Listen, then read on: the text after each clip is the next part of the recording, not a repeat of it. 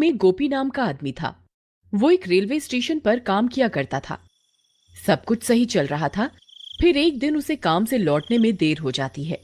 बाहर बारिश होने की वजह से उसे कोई रिक्शे वाला भी दिखाई नहीं मिलता। अरे ये क्या, आज तो कोई रिक्शा वाला भी नहीं है। अब क्या करूं? हाँ, एक काम करता हूँ, पटरी के किनारे किनारे चलता हूँ। फिर गोपी छाता लेकर पटरी पर चलने लगता है। वहां उसके अलावा कोई भी नहीं होता। वहां बहुत अंधेरा होता है।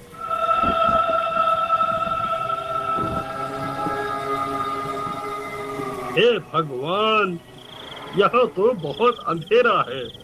कहीं मैंने इस रास्ते से आकर कोई गलती तो नहीं कर दी? तभी पीछे से कोई उसका नाम पुकारता है, गोपी, गोपी। अरे मर गए रे, यहाँ तो कोई भी नहीं है। फिर पीछे से मेरा नाम कौन पुकार रहा है? क्या करूं? फिर गोपी पीछे मुड़कर देखता है तो वहां कोई भी नहीं होता।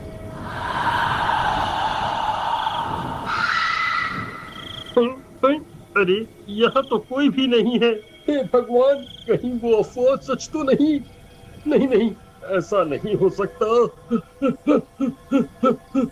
फिर वो भागना शुरू कर देता है और भागते भागते अपने घर पहुंच जाता है। अरे सीमा, जल्दी दरवाजा खोलो। सीमा, सीमा, अरे जल्दी दरवाजा खोलो। अरे जल्दी खोलो। अजी क्या हुआ? आप इतने घबराए हुए क्यों हो? ऐसा क्या हो गया? अरे जल्दी अंदर चलो, आज तो मैं बाल बाल बच गया। बाहर बारिश होने की वजह से आज मुझे घर के लिए कोई रिक्शा नहीं मिला। इस वजह से मैं पटरियों के रास्ते से घर आने लगा। तभी किसी औरत ने मेरा नाम पुकारा। मैंने पीछे मुड़कर देखा, वहाँ कोई नहीं था। हे भगवान, आपने पीछे मुड़कर क्यों देखा?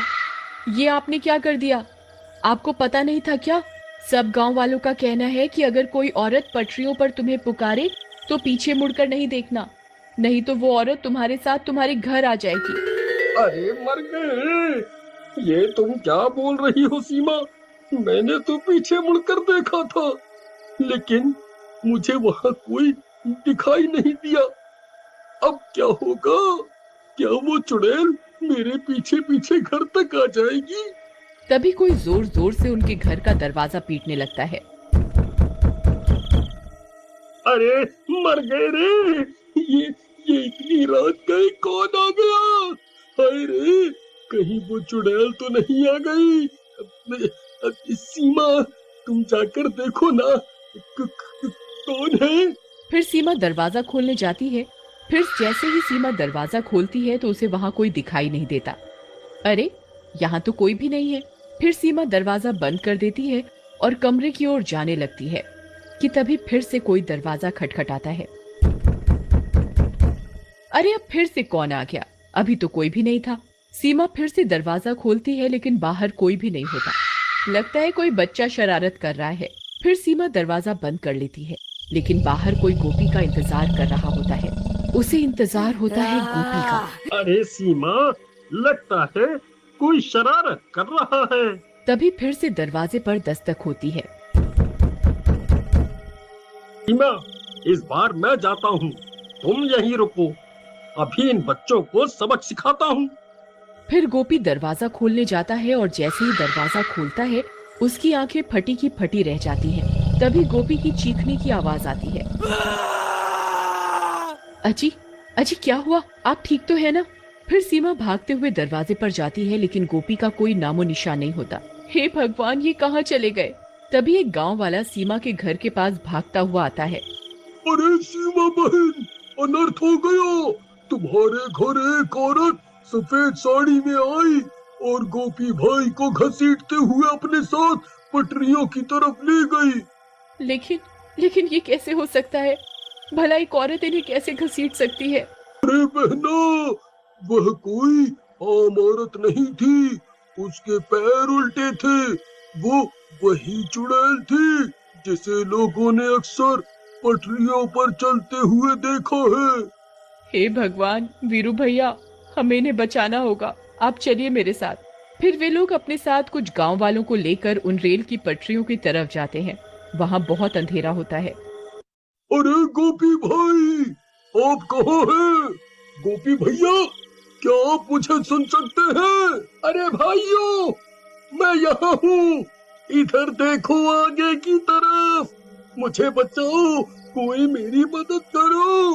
अरे ये तो गोपी भैया की आवाज है, ये तो सामने से आ रही है।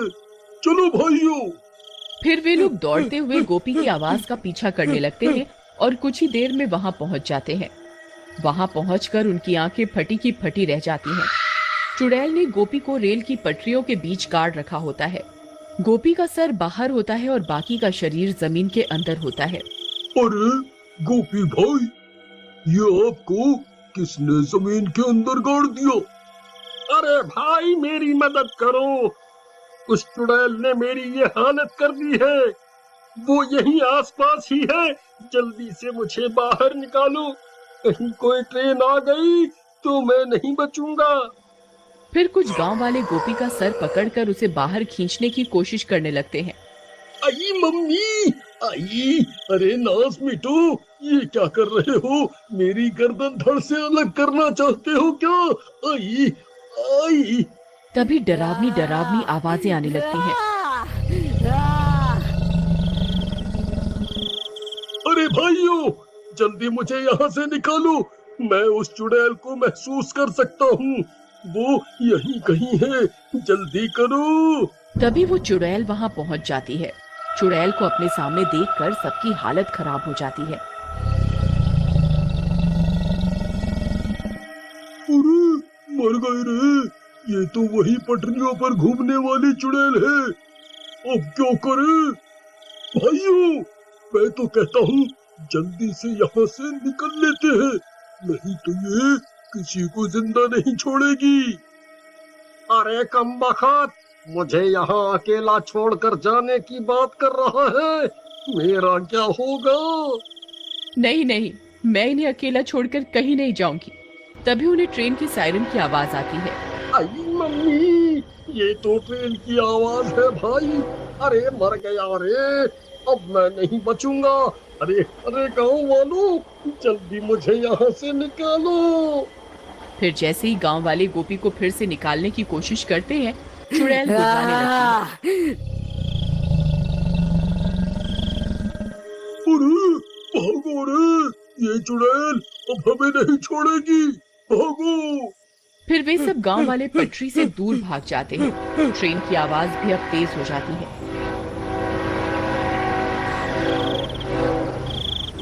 सीमा दूर से आती हुई ट्रेन को देख लेती है। अब तुझे कोई नहीं बचा सकता। मैं तुझे मारकर तेरी आत्मा पर कब्जा करके और ताकतवर बन जाऊंगी। अब कोई फायदा नहीं है सीमा, ट्रेन बहुत नजदीक आ गई है। अब मैं नहीं बचूंगा। तुम यहाँ से चली जाओ, चली जाओ। नहीं नहीं जी, मैं आपको छोड़कर कहीं नहीं जाऊंगी। अगर मरना ही है तो साथ में मरेंगे। फिर इतना बोलकर सीमा गोपी के आगे लेट जाती है। नहीं सीमा, ये तुम क्या कर रही हो? देखो देखो, ट्रेन आ रही है, तुम यहाँ से हट जाओ। ए बेवकूफ औरत, ये तू क्या कर रही है? क्यों अपनी जान देना चाहती है? तू मेरा शिकार नहीं है। सिर्फ तेरे पति ने मेरी आवाज सुनी थी और मुझे पलट कर देखा था। सिर्फ ये मेरा शिकार है। तू इसकी वजह से अपनी जान क्यों दे रही है? चुड़ैल जी, ये मेरे पति हैं। मैं इनके बिना नहीं जीना चाहती। तभी वो ट्रेन और भी नजदीक आ जाती है।